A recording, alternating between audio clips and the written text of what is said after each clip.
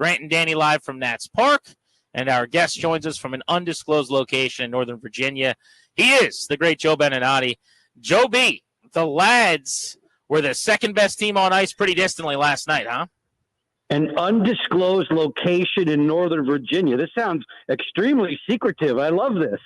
No, the Lads were not at their best last night.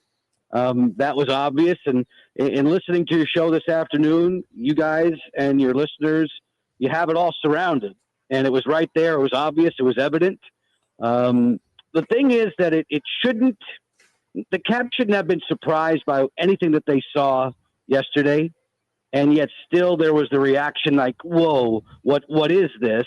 They've encountered it in the past.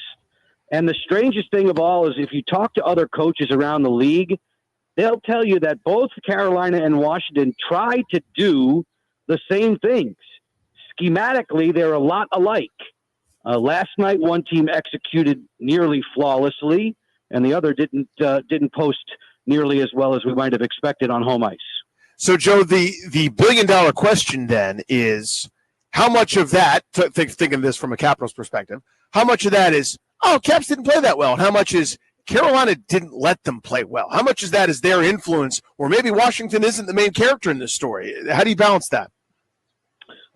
They influenced, Danny, they being Carolina, they influenced a lot of what went on last night.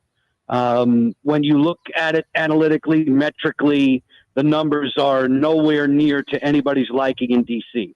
I mean, that was a butt-kicking of a 1-1 game. Yeah.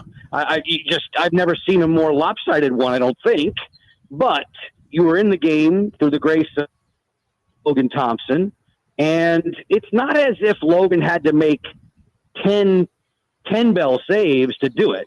He had to be extremely sharp to keep you close, to keep you in a 1-0 advantage after two periods. But it was the sheer volume of time, the amount of time spent in your own end that is troublesome. Now, I fully expect today was mostly in meetings dealing with how do we get out of the zone cleaner? How do we get out of the zone at all? And I fully expect this coaching staff, which I think the world of, and these players to be able to make a countermeasure to what was put on them last night. Now, here's the other thing. Carolina did it beautifully last night. Can they sustain it? Yeah, it's their MO. They're used to it. But at that high of a level, I mean, that was extraordinary what they were doing. And they were doing it to a high-caliber, quality NHL team. Can you sustain that? Can you do that again and again and again? And if so, you tip your cap and you move on. But I fully expect Washington to be a totally different squad tomorrow. And if not, we've got problems. But I would expect them to be much more ready for what they're going to face. It's not as if they weren't ready for it. They just were overwhelmed by it. Now, okay, guys, here it is. You've seen it. Let's react to it and do it better. That was as impressive a performance as I can remember watching. I'm not just saying in the playoffs. I mean, period. They had a plan, and I think at about a 99% clip, they went out and did what they wanted to, and they weren't playing the Flyers. I mean, they're playing a really, really good hockey team, and they made them look pretty bad.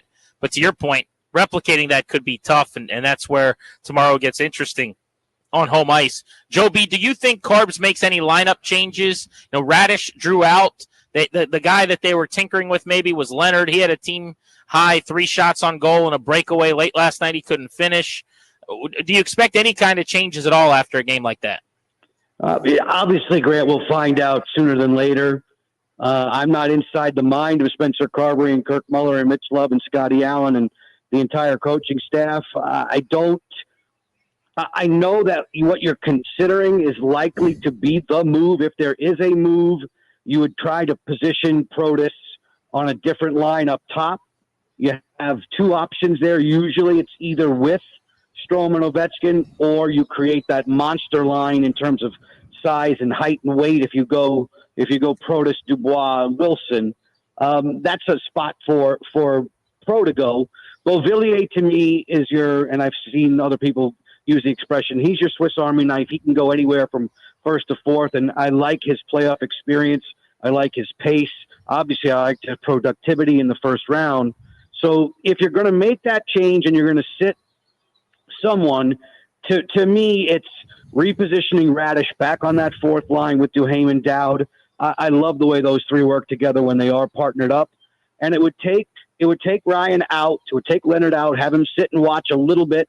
This is, again, you're only so many weeks into a pro career, and now you're in the second round of the Stanley Cup playoffs. And I don't want to say that he's over his head, but he's learning on the fly, and he's having to learn really quickly. And there are skills that he possesses, namely the speed. It's the speed factor that he brings that keeps him in the lineup right now. Now, I don't know if they're willing to make that move, but to me, and be Radish for Leonard. So talk me out of this from a hockey standpoint. I know they don't want to put McMichael at center. But to me, and you could tell me I'm wrong, I think Lars Eller pulls the third line down. I think offensively they're getting nothing out of him and haven't in a long time. I believe he had 2 points after the break in February. He had 1 in his final 15 games. He's had 1 in these 6 games. And when I've asked people about it around the team, a lot of times they'll say, he's really good defensively. We can't not have his defense, and maybe that's your answer. But is the juice still worth the squeeze there? And what about your best offensive lineup? If you go another game where you're getting 14, 15 shots where Mikey plays center, I know he's been great on the wing, and you just have better skaters everywhere. Because to me, Eller's been their worst player for an extended period of time on offense. Lars hasn't produced, but the size, the face-off ability, the defensive posture keeps him where he is. And I just hope and wish that he could crack through and feel a sense of relief. There were a lot of players in Washington last night who didn't play very well. I think Connor McMichael would look in the mirror and say, I wasn't at my best in game one either. There weren't very many Caps who were. And I know what you're saying with regard to McMichael in the middle. I don't know about making that move at this point in time. Right. I think they like what they like from a structural standpoint. And again, you have to consider with coaches, it just seems like if you're going to err on one side or the other, they err on the defensive side, and that's magnified in the playoffs. They want to defend as best they can, and the belief is that Lars gives them that ability there in the 3 spot. That's Joe Beninati. We're Grant and Danny live at Nats Park here this afternoon. So, Joe, we mentioned this earlier, but I want to get into the how.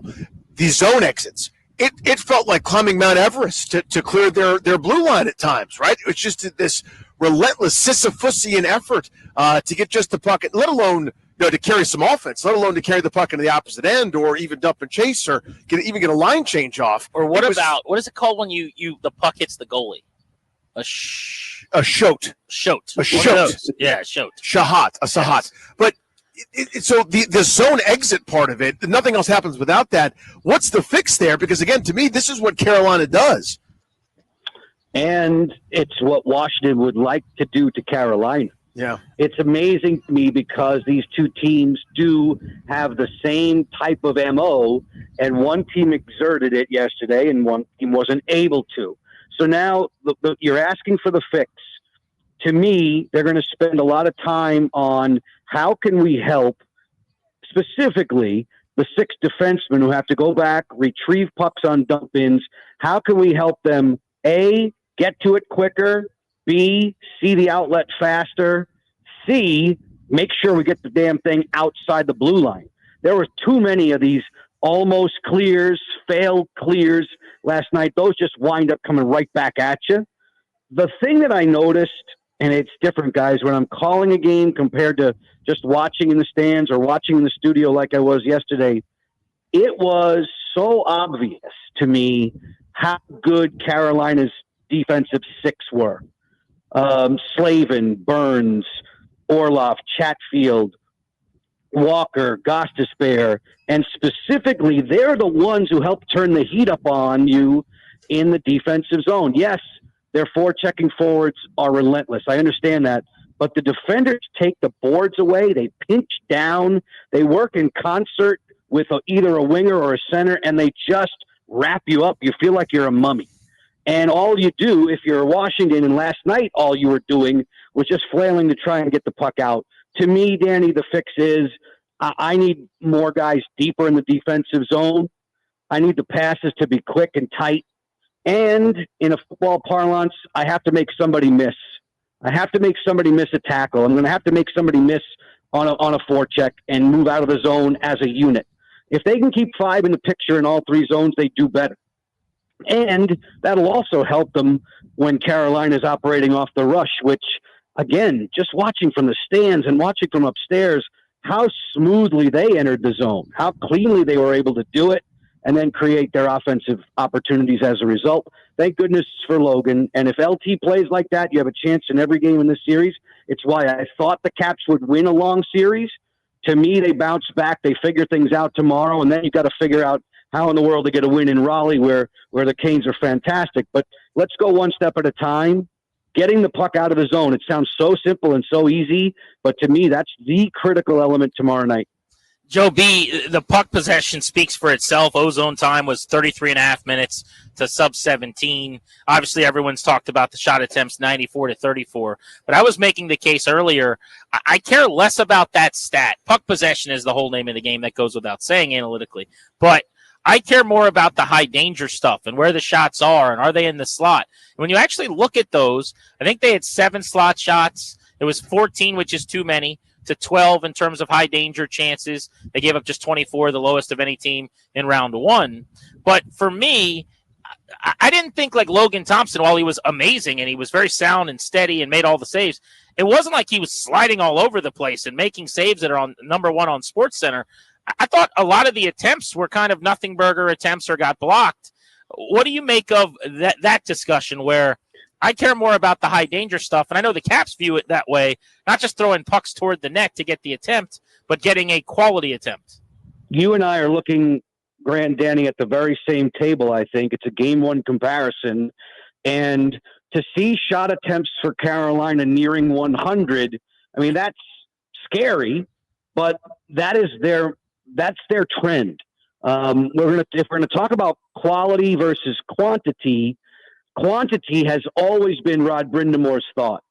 Get it there, get screens there, tips, rebounds, deflections, force the goalie to maybe act too quickly and fumble a rebound or 2 and give us another opportunity to reset, as opposed to, I think, Washington for a number of years with the tremendously high-skilled players they've had in this lineup for many, many years. It's been about, you give us a good quality chance and we'll put it away. Okay, that you're going to have to do that. You're going to have to be especially economical in this series, because if Carolina keeps the puck in your end the way they've been doing it, if the possession time is so slanted, you're not going to get very many chances to beat Frederik Andersen. When you do, you have to put it away like Protas did last night. For me, I agree with you, Grant. There was a game earlier this season, and Spencer Carberry loves to point to it when he's asked about what kind of a gamer, what type of a big game, hungry, competitive atmosphere or personality that LT has. He refers to a regular season game in Montreal where there were 4 breakaways. I want to say 3 of them were in the third period alone. That wasn't what we were seeing last night. I agree with you. He didn't have to go crazy with phenomenal stops. He made a lot of really good ones, trust me. But there were post-hit. There were not breakaways. There were not a superhuman amount of odd man rushes against them. So in that sense, the game was closer than you thought. Where it felt so lopsided was, if you're a Caps fan, you're sitting there going, why am I just turning my head to the left? I never have to move back. It's just at one end of the ice the whole time. That was hard to figure out. Face-offs, Joe B. It was 55-45, but it didn't feel that way. It felt like the Caps went like a dozen in a row at one point without getting one, and it just helped that Carolina relentless amount of possession in their offensive zone. That's going to balance out over the course of a 4, 5, 6, 7 game series. It's definitely going to. The tendencies for the center iceman, whenever I speak with Nick Dowd, whenever I speak with Dylan Strome, those guys, all of them, Lars, Pierre-Luc Dubois, they all have a very, very good reference point, a book, if you will, on the other guy. And more often than not, who they are facing, they have a good counter move for what his favorite move is. So I don't think you're going to see it swing much more violently than probably 55-45 in any particular game. If it goes more lopsided than that, then it gets to be a little bit worrisome. More than anything, if you ask the Caps, they're going to ask for their wingers to be better, to be more helpful. If these are 50-50 pucks, you've got to win battles.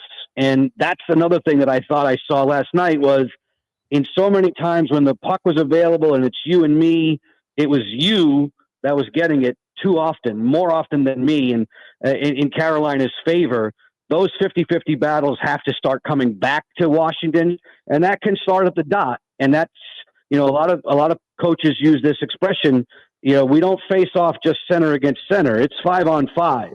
And my wingers and my defenders have got to help me win that draw. Joe B., great information. I look forward to watching you tomorrow. What time will you be in high definition on my television screen? Well, I get to work the pre and the post tomorrow. Oh, so look at you. Put you to work. Everything begins on Monumental Sports Network at 6. We'll be breaking it all down, and hopefully we'll be a lot happier by the end of the evening than we were last night. Is there a special sartorial bit of pep that you're going to have to put into this one, knowing that the boys need it? At this time of the year, Danny, it's just about red ties. I can't tell you how many red ties I have. I don't know. It became a rite of passage or a superstition, I guess, in past playoffs. So once we get into the postseason, it's all red ties. What's your over/under on tie number total? In terms of just how many? If you had to guess, he's over 100. 100. No, come on, boys. I've been doing this for a long time. Who are you talking to, Rouillet?